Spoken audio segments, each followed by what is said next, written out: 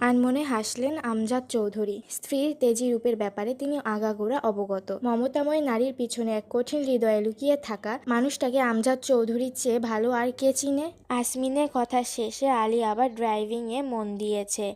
কারোর মুখে কোনো কথা নেই। মুক্তাপুর ব্রিজে ওঠার আগে টোল দেওয়ার জন্য গাড়ি দাঁড় করালো আলী। আসমিন মনোযোগ দিয়ে মোবাইল দেখছে। সানভি সবার দিকে চোখ বুলিয়ে ধীর গলায় বলল, স্যার, একটা গাড়ি ফতুল্লা থেকে আমাদের ফলো করছে। আসমিন চোখ তুলে তাকালো।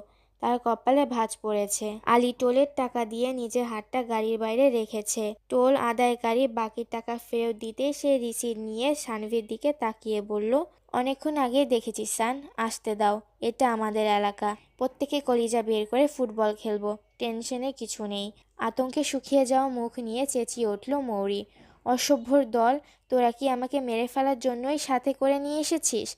আমার কিছু হলে আমি এই ব্রিজ থেকে লাফিয়ে নিজের জান দিয়ে দেব, বলে দিলাম। তেমন কিছু হলে ব্রিজ থেকে ঝাঁপ দেওয়ার প্রয়োজন হবে না, পাগল মহিলা। তারা নিজ দায়িত্বে তোকে ফেলে দিয়ে যাবে। আলী রাগী গলায় চিবিয়ে চিবিয়ে বলল মৌরিকে। মৌরির রক্তশূন্য ফ্যাকাশে মুখের দিকে তাকিয়ে আসমিন শান্ত গলায় বলল, কিচ্ছু হবে না, আমি আছি তো। সেটাই তো ভয়।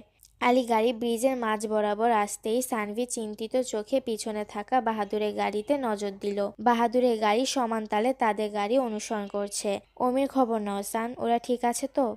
ওরা ঠিক আছে স্যার, মুন্সিগঞ্জ পৌঁছে গেছে। গাড়ি সরাসরি চৌধুরী বাড়িতে নিয়ে যেতে বলো। যাই হয়ে যাক না কেন, রাস্তায় যেন কোনোভাবে গাড়ি না থামায়।